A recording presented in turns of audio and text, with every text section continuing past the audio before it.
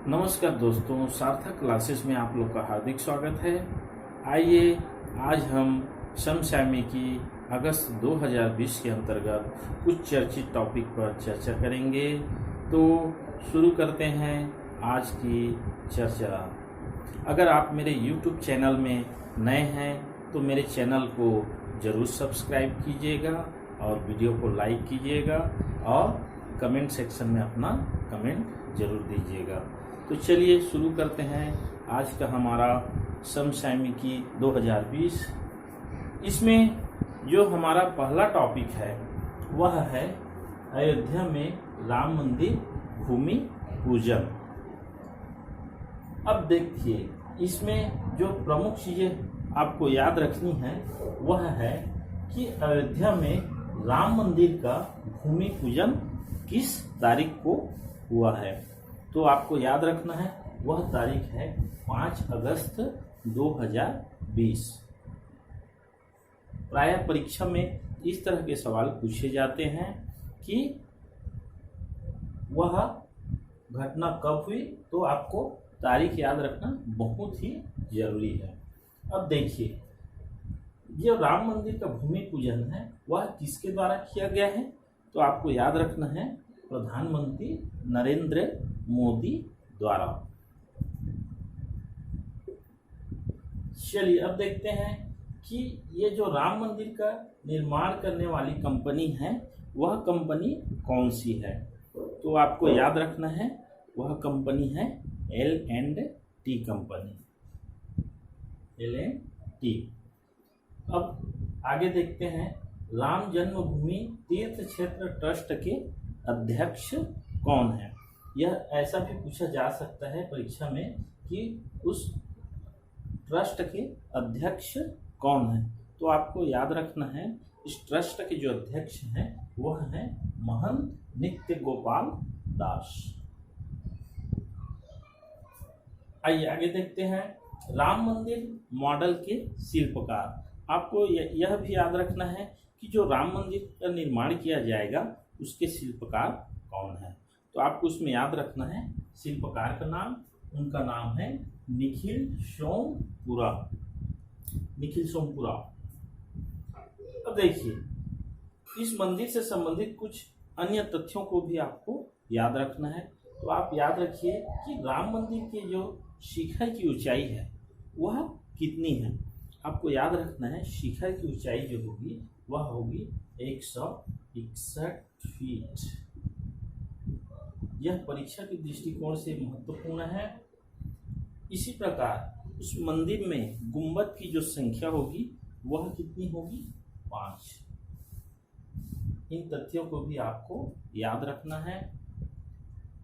तो अयोध्या में राम मंदिर भूमि पूजन से जो संबंधित जो प्रमुख चीजें हैं वह आपको याद रखनी है कि यह कब भूमि पूजन हुआ, 5 अगस्त 2020, और किसके द्वारा किया गया, तो प्रधानमंत्री नरेंद्र मोदी। ये दोनों आपको याद रखना बहुत ही जरूरी है परीक्षा के दृष्टिकोण से, ये दोनों इम्पोर्टेंट है। चलिए आज का हमारा जो दूसरा महत्वपूर्ण टॉपिक है वह है फ्यूचर बॉन्ड इंडेक्स 2020। इस सूची में जो पहला स्थान जो जिस कंपनी को प्राप्त हुआ है वह कंपनी है एप्पल कंपनी। यह कंपनी इस सूची में पहले स्थान पर है। दूसरा स्थान जो है हमारे भारत की रिलायंस इंडस्ट्रीज का है। तो यह परीक्षा के दृष्टिकोण से महत्वपूर्ण है कि इस सूची में जो दूसरा स्थान प्राप्त हुआ है वह रिलायंस इंडस्ट्रीज है। इसी सूची में जो 65वां स्थान प्राप्त हुआ है वह भारत की टाटा कंसल्टेंसी है, जिसे TCS के नाम से भी जाना जाता है। तो हमें यह याद रखना है कि भारत की जो दो महत्वपूर्ण कंपनी हैं, रिलायंस इंडस्ट्रीज और टाटा कंसल्टेंसी, इस इंडेक्स में उनको स्थान प्राप्त हुआ है। और सबसे ज़्यादा महत्वपूर्ण यह है कि जो दुनिया का दूसरा सबसे बड़ा ब्रांड बन गया है रिलायंस इंडस्ट्री। इसे हमें याद रखना है कि रिलायंस इंडस्ट्री दूसरा सबसे बड़ा ब्रांड बन गया है। चलिए आगे देखते हैं। हमारा जो तीसरा टॉपिक है वह है जम्मू कश्मीर के उपराज्यपाल का इस्तीफा। जम्मू कश्मीर में हाल ही में वहाँ के उपराज्यपाल गिरीश चंद्र मुर्मू ने अपने पद से इस्तीफा दे दिया है। उनके इस्तीफे के बाद अब वहाँ नए राज्यपाल की नियुक्ति कर दी गई है। आपको यह जानकारी याद रखनी है कि ये जो गिरीश चंद्र मुर्मू थे वह केंद्र शासित जम्मू कश्मीर के पहले उपराज्यपाल थे। उनके इस्तीफे के बाद अब वहाँ नए राज्यपाल की जो नियुक्ति हुई है उसको आप लोग को याद रखना है। नए उपराज्यपाल वहाँ बनाए गए हैं मनोज सिन्हा।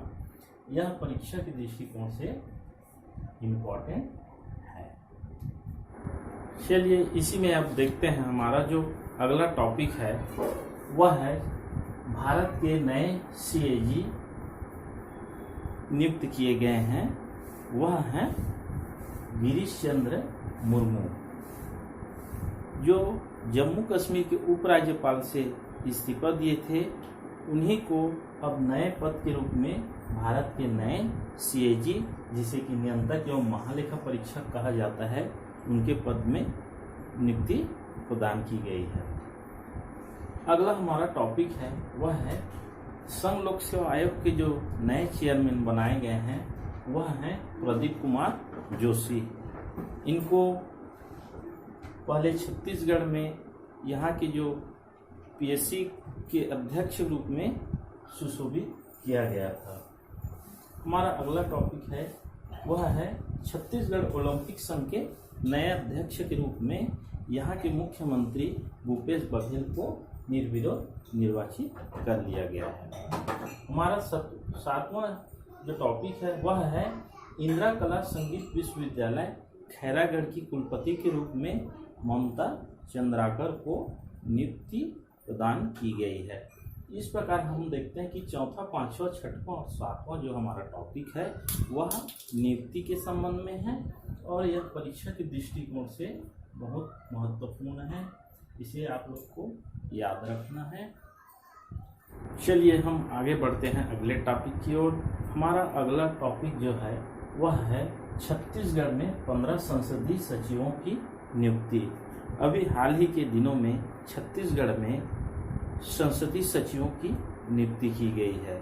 इससे पूर्व यहाँ छत्तीसगढ़ में निगम मंडल और आयोग में विभिन्न नियुक्तियां दी गई थी। इसी क्रम में आगे बढ़ते हुए यहाँ 15 संसदीय सचिवों की नियुक्ति की गई है। परीक्षा के दृष्टिकोण से यह महत्वपूर्ण टॉपिक है। चलिए आगे बढ़ते हैं। 9वां टॉपिक है हमारा भारत की पहली किसान रेल शुरू। तो भारत में पहली किसान रेल सेवा शुरू हो गई है। यह जो रेल सेवा है वह महाराष्ट्र के देवलाली से बिहार के दानापुर तक चलेगी। तो परीक्षा के दृष्टिकोण से यह महत्वपूर्ण है क्योंकि यह भारत की पहली किसान रेल है। अगला और आखिरी टॉपिक है हमारा बेरूत ब्लास्ट। यह टॉपिक जो है विदेश से संबंधित है। लेबनान देश के बेरूत के बंदरगाह में हाल ही में एक भीषण धमाका हुआ है जिससे वहाँ काफ़ी जान माल का नुकसान हुआ है और वहाँ का जो बंदरगाह है वह तबाह हो गया। तो इसका जो वजह था वह था कि बंदरगाह में अमोनियम नाइट्रेट का जखीरा बहुत दिनों से पड़ा हुआ था और उसी में यह ब्लास्ट हुआ है जो कि तबाही का कारण बना। तो इस प्रकार आज के समसामयिकी अगस्त 2020 में आज का इतना ही। आगे हम नए समसामयिक घटनाक्रम के साथ पुनः उपस्थित होंगे। अगर आप मेरे चैनल को पसंद करते हैं तो मेरे चैनल को ज़रूर सब्सक्राइब कीजिएगा और लाइक कीजिएगा, दोस्तों को शेयर कीजिएगा। Thank you.